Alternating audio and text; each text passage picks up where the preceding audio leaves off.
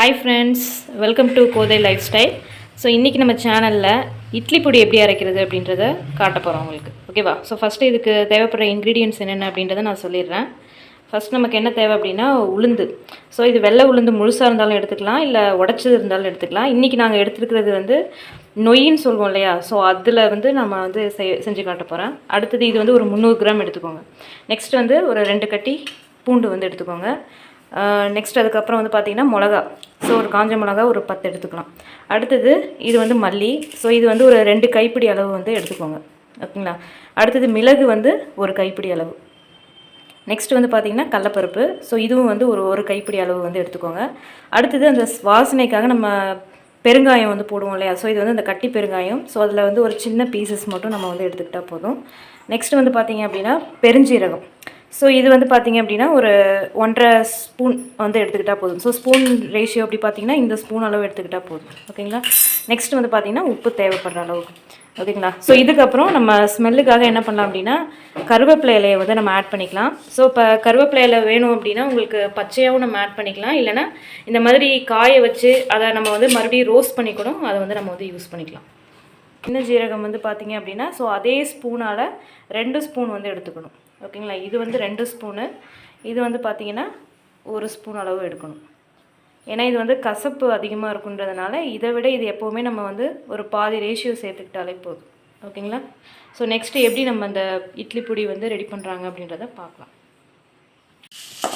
So இப்போ வந்து பார்த்திங்கன்னா இந்த கருவேப்பிலை இருக்குல்ல, அது பச்சையாக இருந்தாலும் நீங்கள் எண்ணெயில் போட்டு லைட்டாக ரோஸ்ட் பண்ணிங்க அப்படின்னா உங்களுக்கு அந்த இது வந்து கொஞ்சம் கிறிஸ்பியாகிடும். இல்லை அப்படின்னா நீங்கள் காய வச்சதை கூட எடுத்து நம்ம மறுபடியும் ஒரு வாட்டி ரோஸ்ட் பண்ணி கூட நம்ம யூஸ் பண்ணிக்கலாம். ஸோ இப்போ நம்ம அந்த கருவேப்பிலை இருக்கு இல்லையா? ஸோ அதை தனியாக ரோஸ்ட் பண்ணி தனியாக எடுத்து வச்சுக்கோங்க. அடுத்தது நம்ம என்ன ஆட் பண்ண போகிறோம் அப்படின்னா கொஞ்சம் லைட்டாக ஆயில் மட்டும் கொஞ்சம் ஊற்றிக்கோங்க. ஓகேங்களா? ஸோ ரொம்ப அதிகமாக இல்லை. ஸோ லைட்டாக ஆயில் ஊற்றிட்டு ஃபஸ்ட்டு வந்து பெருங்காயத்தை வந்து போடணும். ஸோ இந்த பெருங்காயம் வந்து லைட்டாக நமக்கு ரோஸ்ட் ஆகணும். ஸோ அதில் ஃபஸ்ட்டு மிளகாய் வந்து ஆட் பண்ணிக்கணும்.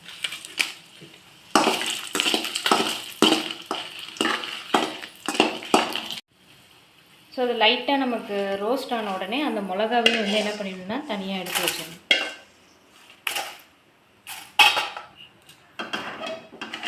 அதிலே ஆயில் நமக்கு லைட்டாக இருக்கும். ஸோ ஃபஸ்ட்டு கடலப்பருப்பு போட்டுக்கோங்க.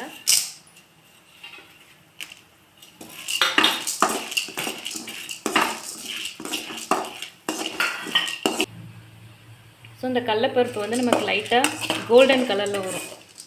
ஸோ அதுக்கப்புறம் நம்ம என்ன பண்ணணும் அப்படின்னா மிளகு, கொத்தமல்லி, ஸோ அது 2த்தையும் ஆட் பண்ணணும். ஸோ இது எல்லாமே பண்ணும்போது நம்ம லோ ஃப்ளேம்லேயே வந்து இதை பண்ணணும்.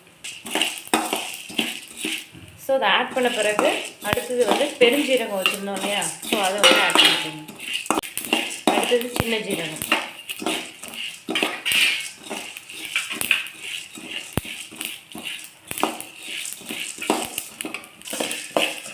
ஸோ இப்போ எல்லாத்தையும் போட்டு நம்ம வறுக்கும்போது நல்லா வறுப்பட்டுருக்கும். ஸோ அந்த ஸ்மெல்லும் அதுமாரி நமக்கு வரும். ஸோ அந்த டைமில் அது எல்லாத்தையும் மறுபடியும் எடுத்து நம்ம தனியாக எடுத்து கொட்டி வச்சுக்கோம்.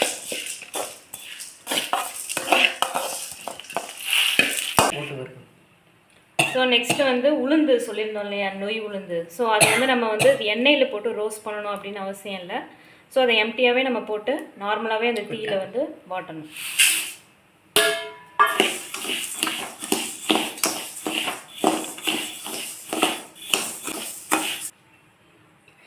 ஸோ இப்போ பார்த்தீங்க அப்படின்னா நமக்கு ஒரு லைட்டான கோல்டன் கலர் மாதிரி வந்துருக்கு.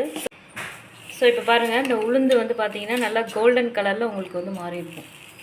ஸோ இதுதான் நம்ம வந்து இறக்குற ஸ்டேஜு. ஸோ இதுக்கு மேலே போட்டோம் அப்படின்னா நமக்கு கருக ஆரம்பிச்சிடும். ஸோ இதுக்கப்புறம் இதையும் எடுத்து நம்ம என்ன பண்ணுறோம் அப்படின்னா ஒன்றா வந்து ஸ்டோர் பண்ணி வச்சோம். ஸோ ஃப்ளேம் ஆஃப் பண்ணிட்டு இப்போ அதை எடுத்து தனியாக நம்ம ஆல்ரெடி எல்லாத்தையுமே வறுத்து வச்சுருந்தோம் இல்லையா? ஸோ அதிலே போட்டு இது எல்லாத்தையும் நம்ம வந்து ஆற வைக்கணும்.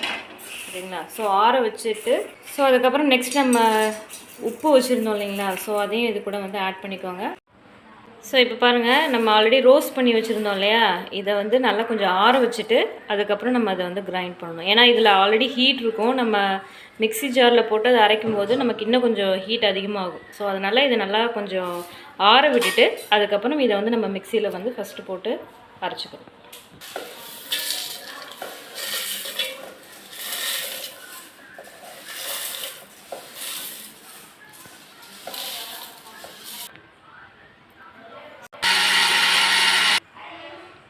ஸோ இப்போ நம்ம கிரைண்ட் பண்ணியிருக்கோம். இது பார்த்திங்க அப்படின்னா ஒரு 3/4 வந்து மஞ்சிருக்கும், ஓகேங்களா. ஸோ இப்போ இதுக்கப்புறம் என்ன பண்ணணும் அப்படின்னா, நம்ம பூண்டு உரித்து வச்சுருந்தோம் இல்லையா, ஸோ அதை வந்து இதில் ஆட் பண்ணிவிட்டு, ஸோ அதுக்கப்புறம் மறுபடியும் ஒரு சுற்று நம்ம அதில் கிரைண்ட் பண்ணணும். ஸோ அவ்வளோதாங்க. பூண்டும் போட்டு நம்ம அரைச்ச பிறகு நமக்கு இந்த மாதிரி ஒரு டெக்ஸ்டரில் வந்து கிடைக்கும். ஸோ அவ்வளோதான். ஸோ இது நல்ல ஸ்மெல் இருக்கும், நல்லாயிருக்கும், டேஸ்ட்டாகவும் இருக்கும். நீங்களும் பிடிச்சதுன்னா ட்ரை பண்ணி பாருங்கள். தேங்க்ஸ் ஃபார் வாட்சிங் த வீடியோ. ஃப்ரெண்ட்ஸ், இந்த வீடியோ உங்களுக்கு பிடிச்சிருந்ததுன்னா லைக் பண்ணுங்கள், கமெண்ட் பண்ணுங்கள், ஷேர் பண்ணுங்கள் அண்ட் மறக்காமல் இந்த சேனலுக்கு சப்ஸ்கிரைப் பண்ணுங்கள்.